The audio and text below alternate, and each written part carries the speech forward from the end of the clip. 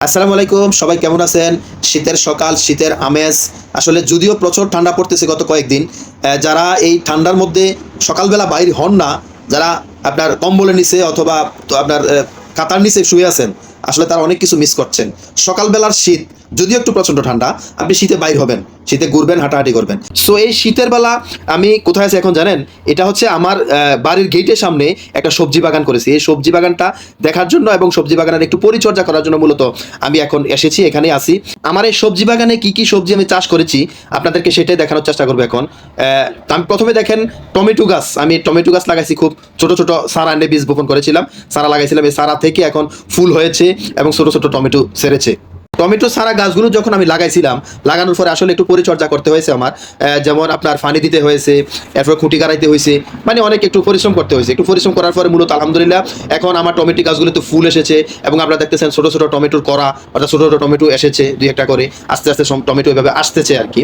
তো এই টমেটো গাছগুলোর পাশাপাশি আমি আরও কিছু সবজি লাগাইছি, যেটা আপনাদেরকে দেখানোর চেষ্টা করছি। টমেটোর গাছগুলো যখন বড় হয়ে উপরে উঠে গেল, তখন আমার হঠাৎ করে মাথায় একটা চিন্তা আসলো যে আসলে এত জায়গা খালি রেখে তো লাভ নাই, এখন তো নিচটা খালি হয়েছে, এই নিচটাকে আমি পরিষ্কার করে কিছু আপনার ফুলকপি, বাঁধাকপি এগুলো কিছু চাষ করে দিয়েছি টমেটো গাছের নিচে।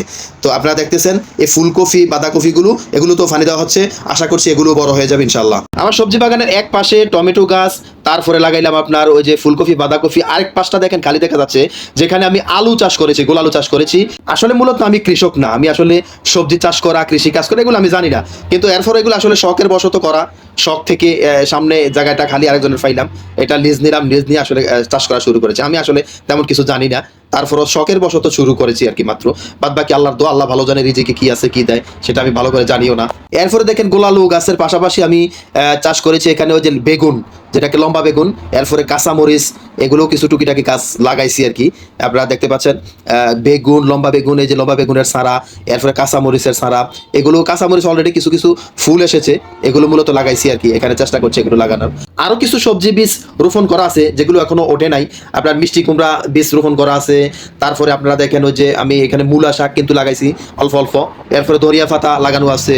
তারপরে ভেন্ডি, ওই যে ভেন্ডির বীজ রোপণ করা আছে, এগুলো এখনো ওঠে নাই, এগুলো আস্তে আস্তে উঠে যাবে ইনশাল্লাহ।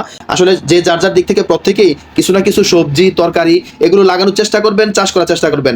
অরিজিনালি একেবারে ফরমালিন মুক্ত আপনি খাইতে পারবেন, স্বাস্থ্য ভালো থাকবে ইনশাল্লাহ, আশা করা যায়। যাই হোক, সবজি বাগানের পরিচর্যা শেষ করতে হবে এবং বাসায় যেতে হবে।